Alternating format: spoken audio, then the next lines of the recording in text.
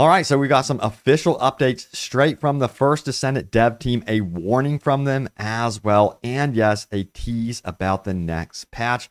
We're also going to be talking about a feature that they should have borrowed from another big popular looter shooter, and people are questioning, like, why isn't this in the game? We're going to talk about that. And yet again, the dev team has been called out about the drop rates, and they also have commented about what they're going to be doing about that going forward. But yes, let's dive into this right here. It says server maintenance. So this is going to be happening on July 18th. Just know it's going to be down for a little bit.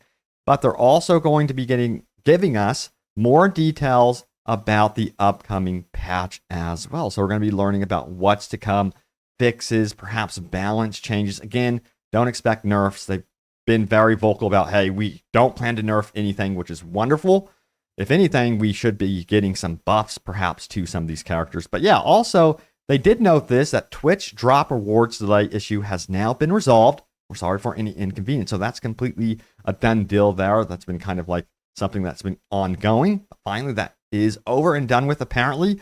Also, we have this one. Lately, there has been increasing reports of inappropriate behavior in our game. While the dev team is working on measures, we want to remind Descendants of the following guidelines. So a bit of a warning here. It says the use, distribution, or creation of unauthorized programs is strictly prohibited. Do not go AFK during co-op play. If you need to step away, please do so in Albion only. Please refrain from AFK farming during missions. We're always striving to create a fun and pleasant gaming environment for Descendants.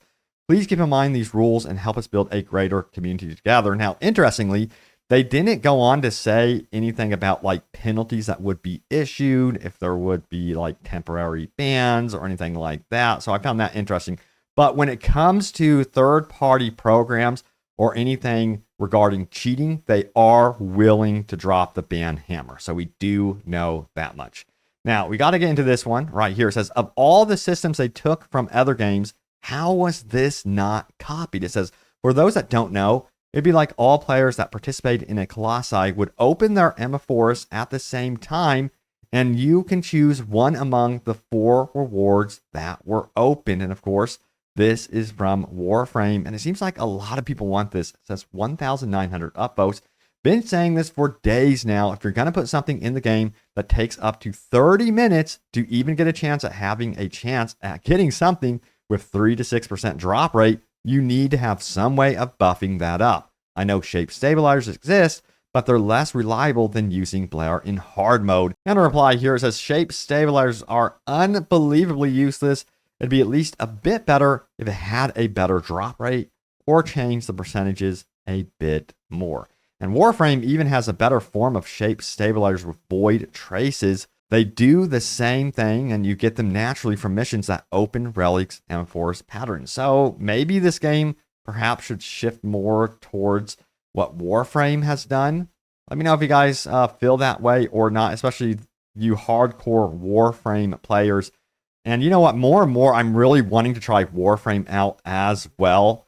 I was listening to the We All Live Together song with my bros yesterday, and that song's always been on my playlist. So that alone, I really do need to finally take the time out and try Warframe. Now, also, it says 36 hours, 3 days, I'm broken.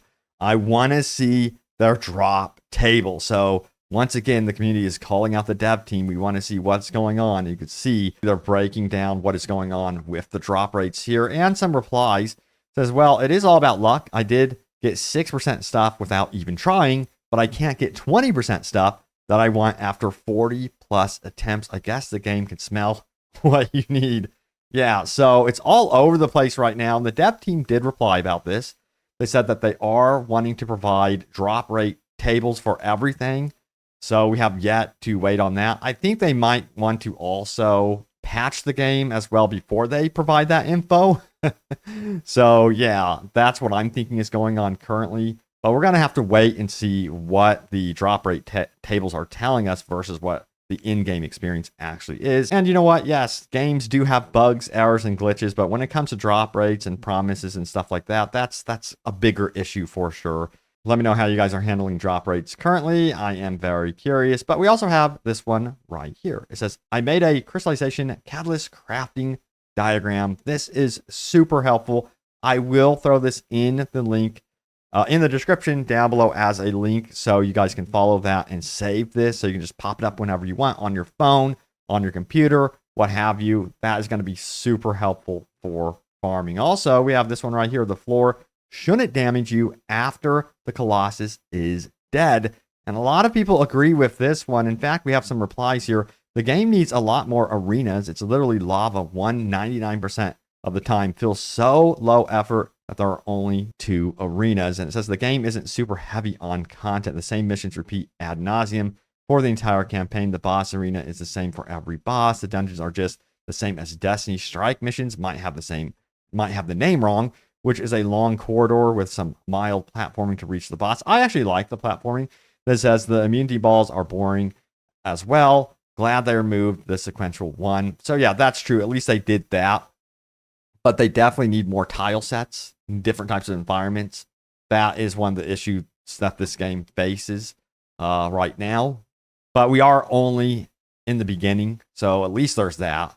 And we are going to be getting new dungeons and new bosses here as the seasons roll out. So hopefully that does provide variety, but the tile set and the look of the actual dungeon itself is an issue, as well the boss arenas.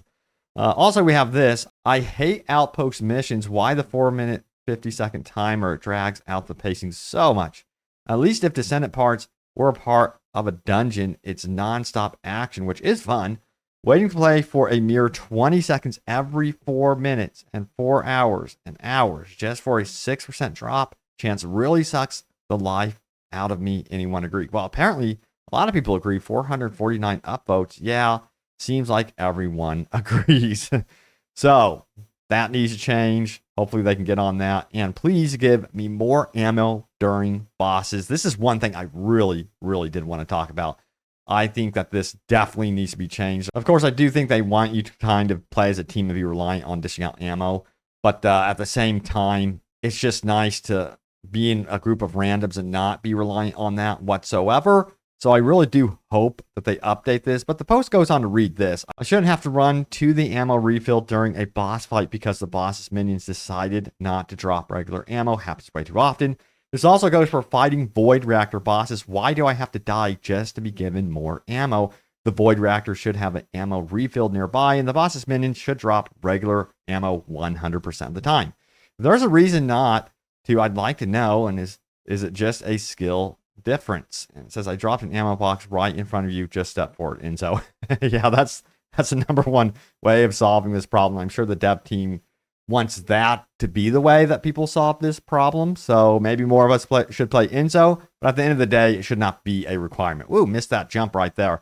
But yes, let's get into your top comments from my most recent First Descendant video. Let's see what you guys had to say. Remember, I love reading your comments, so be sure to throw them down there in the comments down below. You never know, it could end up in a future video. I keep missing those jumps on this one. Okay, so let's do this. I completely agree with the Void Reactor comment. Getting 1 shard when the reactor needs 12 is crazy. They need to adjust this badly. I'd love a loot filter for pickups when farming. Yes, this needs to be absolutely added to the game. Would be a huge quality of life adjustment for sure. And it says, my only monetization complaint is that the battle pass is pretty bad. I'm possibly alone in the camp that a battle pass doesn't need to have enough currency to buy the next pass. But even then, this pass is lacking. Skins for rare weapons that will only be used to level up MR, and single-use dies ain't enough. Honestly, blown away, it doesn't include any energy activator at the end. Yeah, I looked at the battle pass, and honestly, I kind of ignored it as well. And yeah, for the next season, or the seasons that are forthcoming, they will have to fine-tune that, definitely. Now, some of you gave your opinion about vote to kick. This was a hot topic in my most recent video and definitely stirred up some opinions, so check it out. No vote to kick. I'd rather have an AFK farmer than people spam voting to kick bunny players or players who get downed one time against a void intercept. I rarely ever run into AFK farmers, but I definitely have times where people are criticizing others' playstyles and rage abort because of it. This makes me believe the system would do more harm than good. I have 110 hours in the game, and I've ran into 1 AFK farmer who is not even AFK at the start. So maybe they had some emergency that took them away from the game. That's another point. You might go AFK for other reasons as well. And to be punished for that, I don't think would be good. Now, of course, there should be some sort of AFK monitoring in mind, if you're really doing it over and over again. Yeah, so that's something to consider. But you bring up so many good points. I think it would make the community very, very hostile and just actually really ruin the game.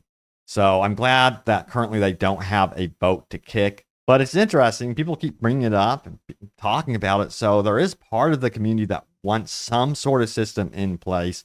But yeah, it seems like right now, currently what the dev team is doing is just issuing out public warnings and not doing anything actionable against accounts or anything like that, So there it is. The latest happenings around the First Descendant. Stay tuned. I have you guys covered on all things First Descendant. And yes, look out for more open world gaming goodness, because there's some cool stuff coming up. Thank you guys so much for watching, and I will see you all next time. Take care.